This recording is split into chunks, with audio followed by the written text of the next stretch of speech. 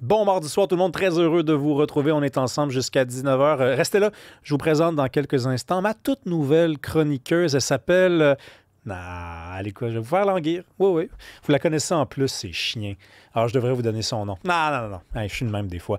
On parle aussi à Sophie Mongeon en fin d'émission de lockout. Hein? On sait c'est quoi une grève, on sait c'est quoi toutes sortes de moyens de pression. Mais c'est quoi ça, un lockout? Ça arrive rarement au Québec. Eh bien, il y en a un en Gaspésie qui est en cours. Puis on va parler également d'une histoire assez spéciale pour Sophie Mongeon, qui est avocate.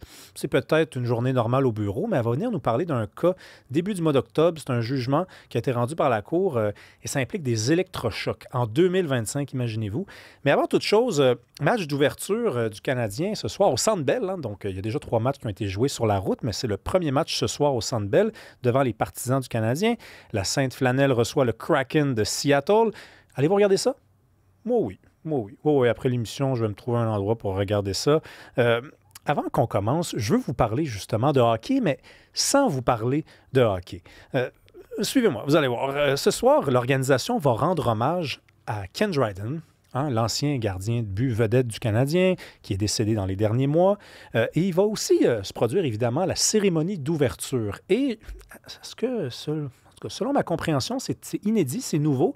Tous les joueurs qui composent l'alignement du Canadien, lorsqu'ils vont entrer sur la glace, ils vont pouvoir le faire avec leur chanson à eux. Donc, ils ont eu l'occasion de choisir leur chanson, une chanson qui a une signification toute particulière pour eux, et chacun leur tour va pouvoir entrer comme ça sur la glace avec sa chanson. Et Zachary Bolduc, qui est un joueur québécois qu'on est allé chercher dans une transaction avec les Blues de Saint-Louis il y a quelques mois, il a décidé, et il a annoncé, sans révéler l'identité de la chanson, mais il a dit aux journalistes dans les dernières heures, vous allez voir, c'est une chanson québécoise en français.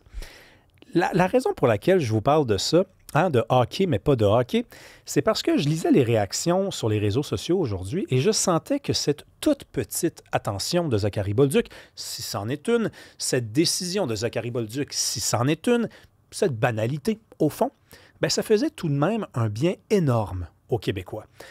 Je suis sûr que vous êtes dans votre char en ce moment et que pour plusieurs d'entre vous, ça fait du bien. Mais hein, on ne se mentira pas.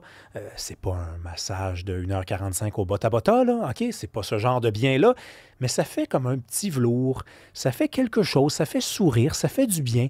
Ça fait pas rien. Et moi, ça m'intrigue beaucoup. Et souvent, et depuis des années, ce besoin des Québécois d'avoir du bien, de ressentir du bien comme ça. Et on est facile à plaire. Hein, si on prend juste l'exemple du hockey, il y a quelques semaines, on avait le capitaine Suzuki qui avait appris quelques mots comme ça chez lui. Et là, on était sans dessus-dessous. Quelques mots en français. Il donnait une entrevue un petit peu stagée comme ça, puis on était super content de l'entendre parler en français. On est vraiment facile à faire du bien à. Hein? C'est une drôle de phrase, c'est une phrase de bébé, ça. On est capable, comme ça, de sourire pour à peu près rien. Et moi, je pense que ça dit quelque chose de nous.